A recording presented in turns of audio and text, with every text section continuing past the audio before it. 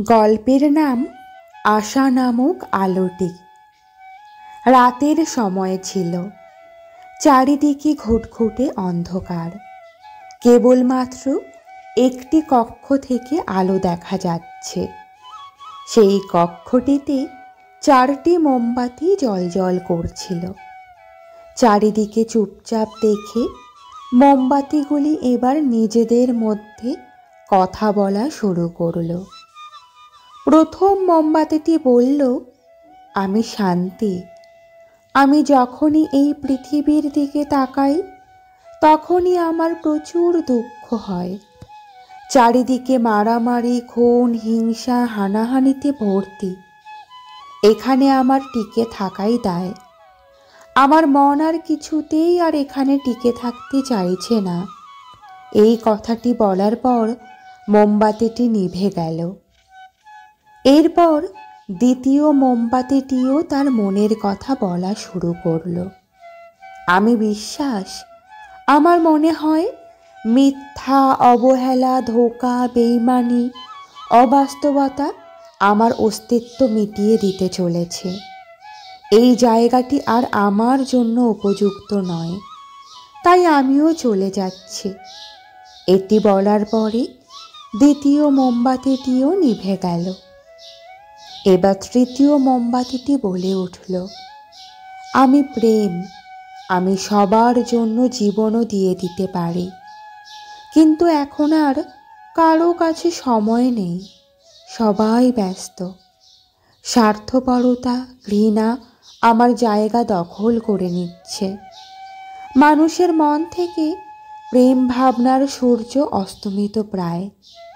আমার নিজের এই অবক্ষয় হওয়ার আগেই আমার উচিত এই স্থান ত্যাগ করা। সুতরাং আমিও চলে যাচ্ছি। এটি বলার পর তৃতীয় মোমবাতিটিও নিভে গেল। তৃতীয় মোমবাতিটি নিভে যাওয়ার সাথে সাথেই একটি ছোট ছেলে সেই ঘরটিতে প্রবেশ করল। সে দেখল যে কেবলমাত্র একটি মোমবাতিই জ্বলছে, বাকিগুলি সব নিভে গেছে।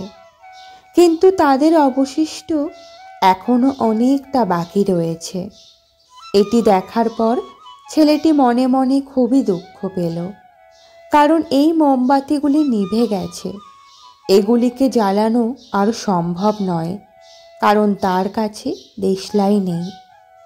আর চতুর্থ মোমবাতিটিও কখন নিভে যাবে তার কোনো ঠিক নেই। এই কথা ভাবতে ভাবতে সেই ছেলেটি চতুর্থ মোমবাতিটিকে নেভাতে উদ্যত হলো।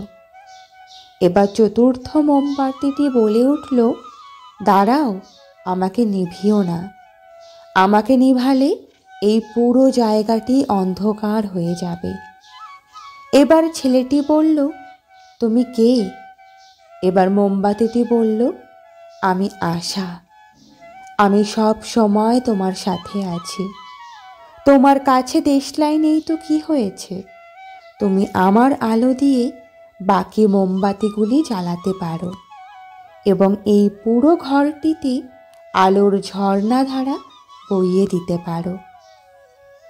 তো বন্ধুরা, গল্পটি থেকে আমরা যেই কথাটি শিখলাম, মানুষের জীবন গতিশীল।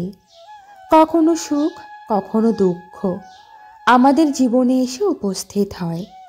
যখন আমাদের জীবনে অন্ধকার নেমে আসে, মন অশান্ত হয়ে যায়, বিশ্বাস উঠে যায়, প্রেম নষ্ট হয়ে যায়, তখন কেবলমাত্র আশাই পারে আমাদের জীবন আলোকিত করতে।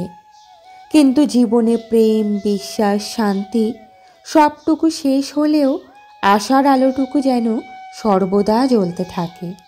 এই আলো দিয়েই বাকি অন্ধকারগুলিতে দূর করা যেতে পারে। তাই আশা এবং ধৈর্য কখনোই ছাড়বেন না।